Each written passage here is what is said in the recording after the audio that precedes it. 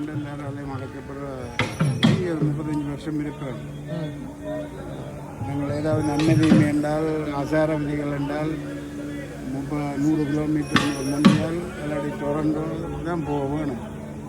அந்த நேரத்தில் 95 இதில் ஒரு லிங்கமும் ஒரு நந்தியையும் கொண்டு இந்த சிவரூபன் அமைச்சவர் காடு மூடாகத்தான் இருந்தது கல் மூடு. அப்போ எனக்கு ஒரு பாக்கியம் கிடைச்சது. அதுக்கு ஒரு தேவாரம்பாடி கருத்துவம் கொடுத்தக்கூடிய வகையில் இங்கே உள்ள ஆக்களுக்கு நாங்கள் சொல்லி எங்களுக்கு ஓடியந்து போனாங்க. ஆனால் அவர் சிவபெருமான் இங்கே வந்து நீங்களெல்லாம் சமய தாகத்தோடு ஓடுகிறீர்கள், நான் இருக்கிறேன் பாருங்கோன்றது மட்டும் இல்லாமல் தன் பரிவாரங்களையும் இங்கே கொண்டு வந்து வச்சு எங்களுக்காக சிவபெருமான் இதை ஒரு ஆலயமாக்கி இப்படி ஒரு விழா காண வச்சு இன்றைக்கு மகோற்சவங்களுக்கு வாய்ப்பு கிடைக்கும்.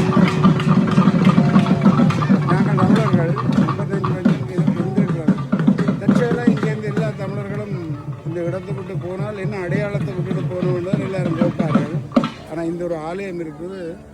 கோன்வால் கிராமத்திலும் தமிழன் வாழ்ந்தான், சமயம் வாழ்ந்தது என்ற ஒரு அடையாள சின்னமாக இருக்கக்கூடிய வகையில் வச்ச சிவரூபன் குடும்பத்தினருக்கு தான் நாங்கள் நன்றி சொல்லுவோம். இந்த இறைவன் கருணையால் எங்கள் எல்லோருக்கும் இந்த எல்லாம் வல்ல இறைவன் திண்டங்களை போக்கி நன்மைகளை தர வேண்டும்.